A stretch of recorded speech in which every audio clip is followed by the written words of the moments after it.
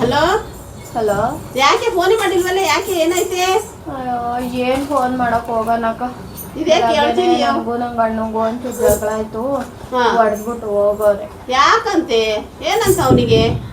ಅಯ್ಯೋ ಮೊನ್ನೆ ಒಂಚೂರು ಸಾರು ಜಾಸ್ತಿ ಮಾಡ್ಬಿಟ್ಟಿದ್ದೆ ಕಣಕ್ಕ, ಬೇಳೆ ಸಾರು. ವೇಸ್ಟ್ ಮಾಡಕ್ ಆಗುತ್ತೇನಕ್ಕ? ಎಷ್ಟು ರೇಟ್ ಇದಾವೆ.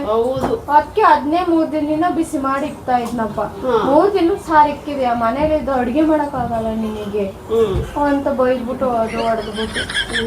ಅಲ್ಲ ಕಣೆ, ನಿನ್ನ 3 ದಿವಸ ಸಾರು ಅದೇ ತರ ಸಾರು ಇಟ್ರೆ ಅವ್ರಿಗೂ ಉರಿ ಅಲ್ವಾ?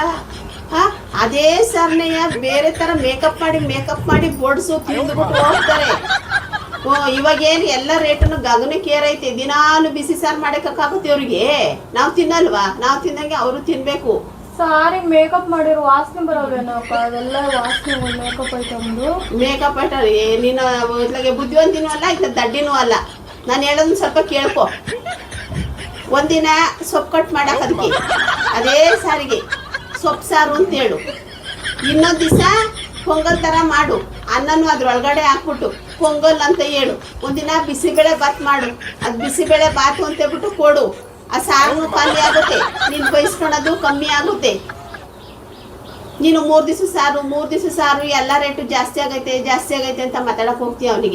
ಅವನಿಗೆ BP ಹೋಗಿರುತ್ತೆ 200ಗೆ, ಅದಕ್ಕೆ ಮಡಗ್ತಾನೆ.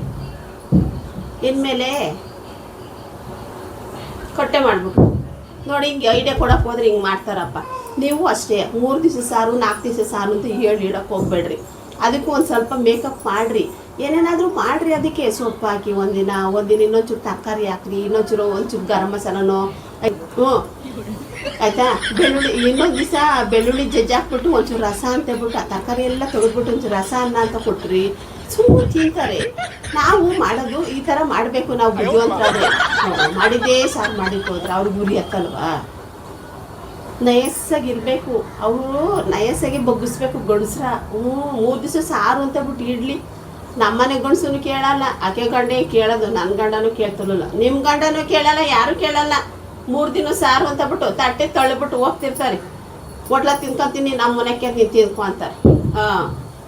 ಅವಾಗ 3 ದಿವಸ ಸಾರು ಹೋಗ್ಬಿಟ್ಟು 6 ದಿವಸ ಸಾರು ಆಗುತ್ತೆ. 6 ದಿವಸದಿಂದ ನಾವೇ ತಿನ್ಬೇಕು ಅದನ್ನು. ಸ್ವಲ್ಪವಾ ತಲೆ ಇದ್ರೆ ಸಾಲದು, ಸ್ವಲ್ಪ ಉಪಯೋಗಿಸ್ರಿ.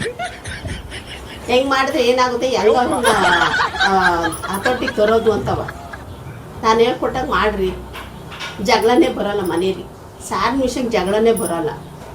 ಸುಮಾರು ಮನೆಗಳಲ್ಲಿ ಬರೀ ಸಾರಿನ ವಿಷಯಕ್ಕೆ ಜಗಳ.